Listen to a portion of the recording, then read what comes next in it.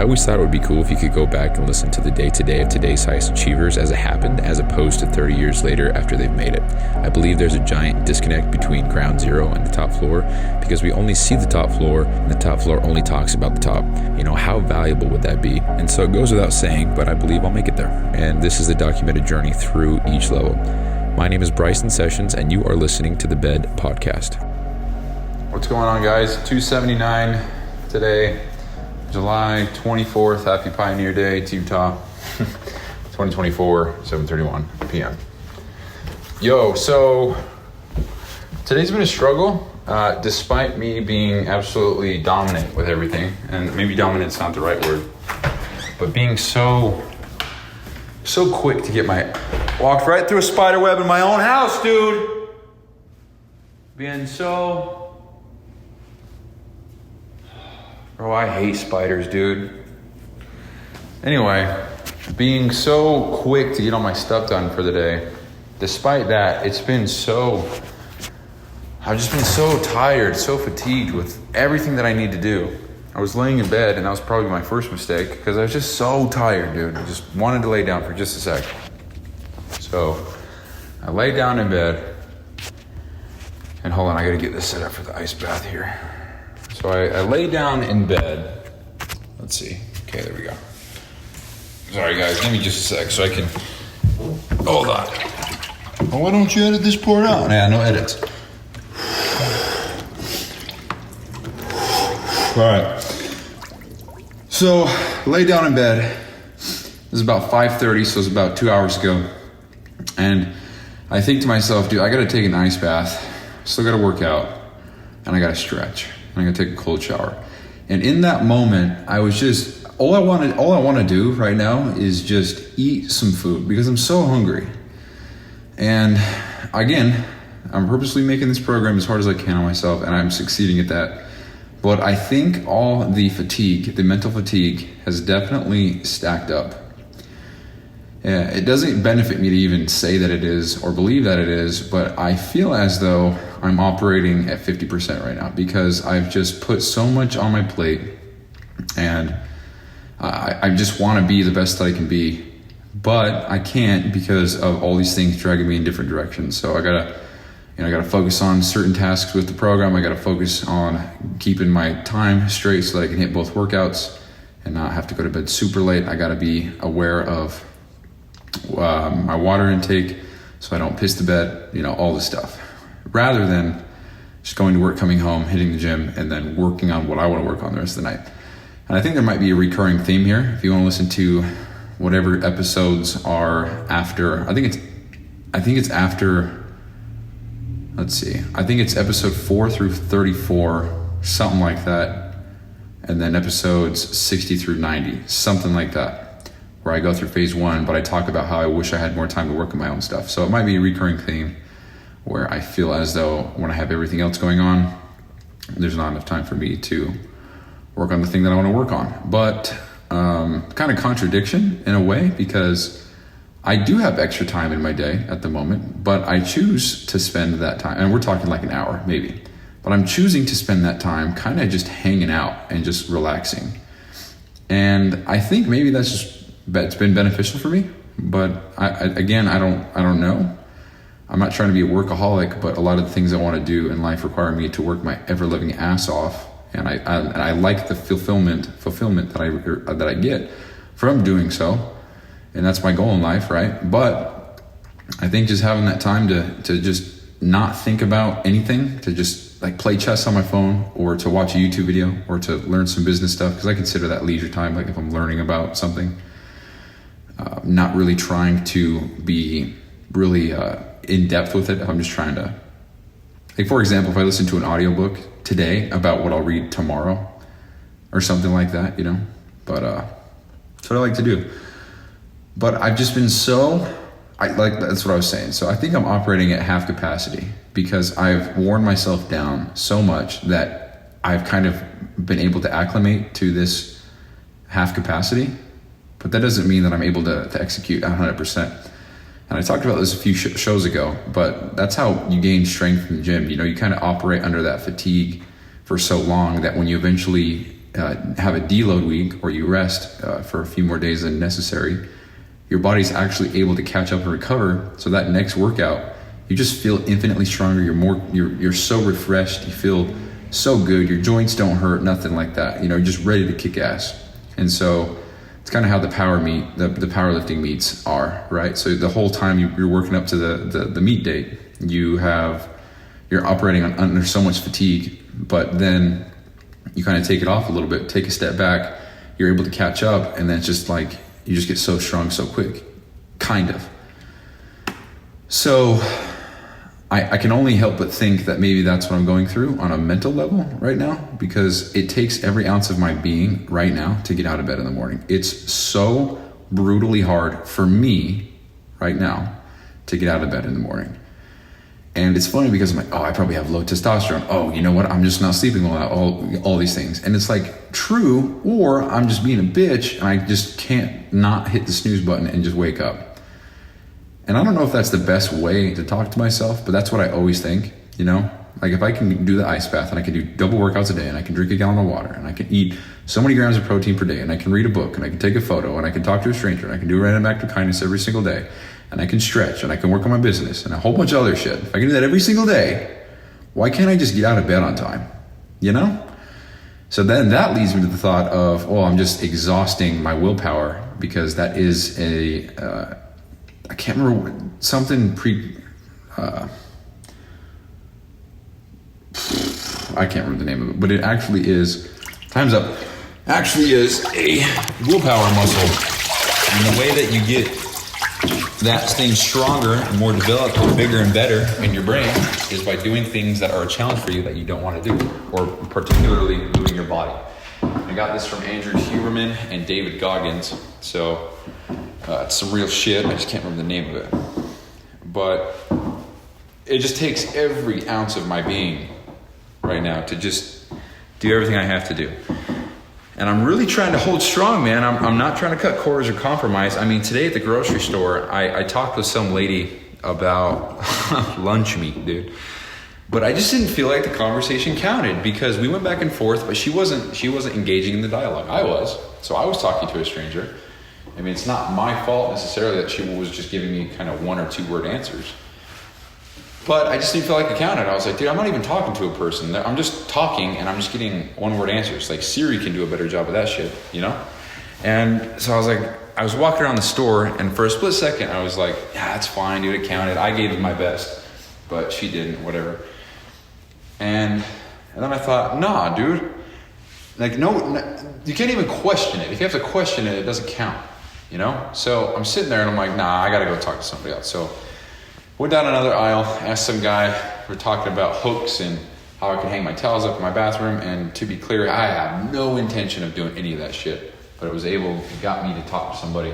And I had a conversation with the guy, and the more I talk with people, and especially older people, I think about maybe a third of the people that I've talked to so far have been like visually older people. This guy was in a scooter chair, he looked physically able. I don't know what was going on, but you never know.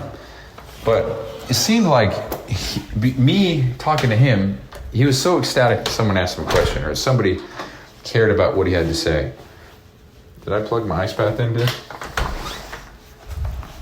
I probably didn't. Nope, sure didn't. But the fact that I asked him a question, and it just seemed like he'd been waiting all day for somebody to talk to him, So when I think about that, I'm like, dude, some of these people probably don't have anybody to talk to. So when somebody asks them something, it's the highlight of their day. That is the highlight of some people's days, And it just puts things into perspective. So anyway, that made me happy. And then random act of kindness, dude. I went up to the check stand. I was this dude was helping me out. I was like, I want to get a candy bar, dude. I'm really not sure what to get. What do you think I should get? What's your favorite? And he's like, M&M's. And I was like, all right, M&M's it is. And I'm just talking with him. Everything's good. I pay for it. Sends it down the belt. I walk down there. I pay for it. Or I bag it up, I should say. And I walk back as he's talking to the other customer. And I'm like, I was just playing, dude. These are for you. Hope you enjoy. Have a good one. And he's like, oh, dude. Just like that, looking at me.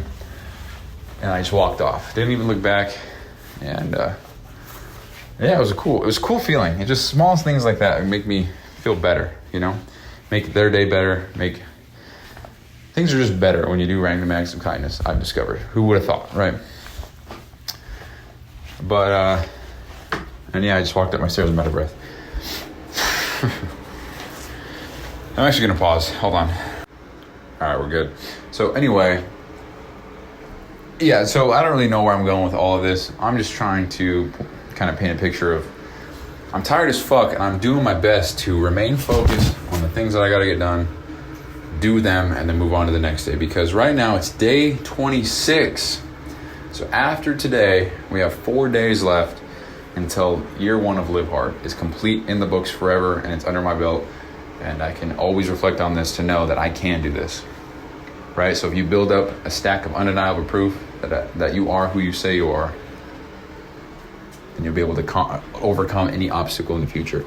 It's just a reference point. So if in the future I'm like, I can't go almost half a year doing all this stuff, it's like, well, I did it before, and it was probably during the hardest point in my life where I was working 3 jobs and having next to no time for myself other than after work when I'm not on the program. So whatever. But doing hard shit proves that you can do hard shit, so you can reflect on that later in life. So that's it. So anyway, so what was the other thing? Oh, so today also, so Andy Frisella's got pins and plaques and swag and stuff like that on his website for 75 Hard. And every time I've completed a phase, about 2 or 3 days beforehand, I go on the website and I order the pin or the badge or the sticker or whatever. So for 75 Hard, I ordered a lot of stuff because I was very proud of myself. I cried when I completed the program. You can ask my uncle and my aunt and cousins. I cried in the front room because I was so proud of myself. And I had done it, you know. I finished day 75. I walked into the living room.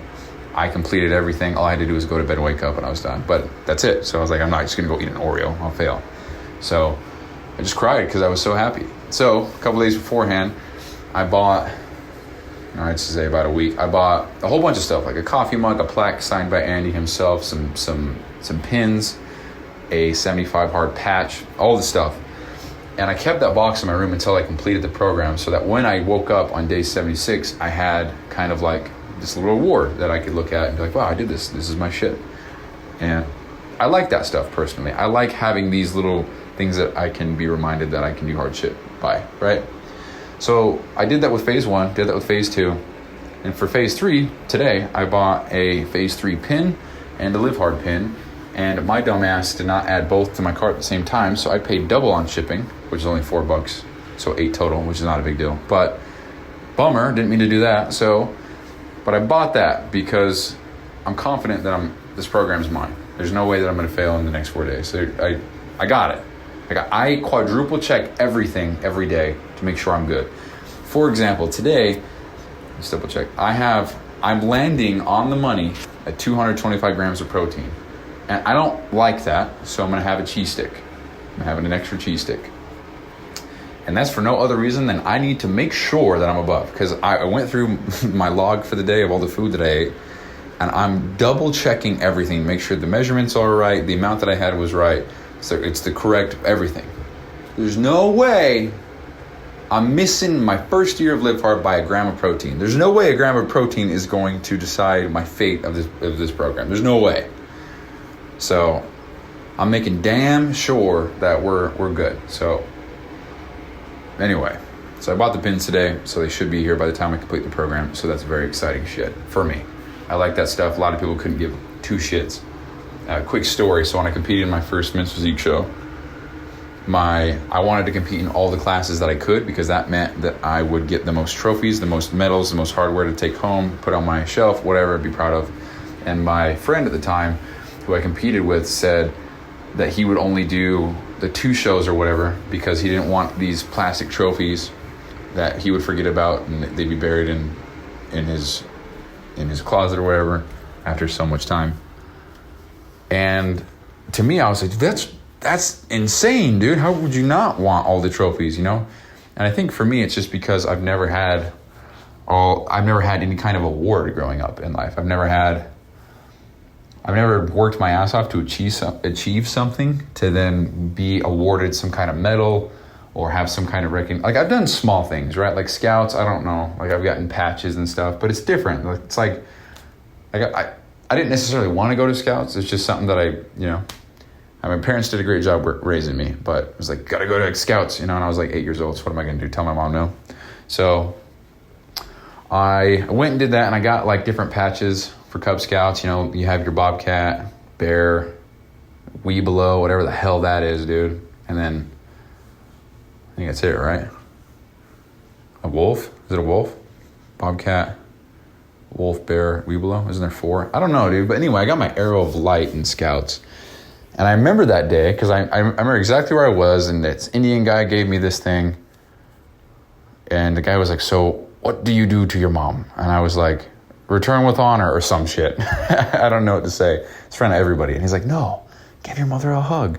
And I was like, oh, I can do that. And so I gave my mom a hug, and then it was like a little bit of a dinner or something like that. I don't know, but I remember that.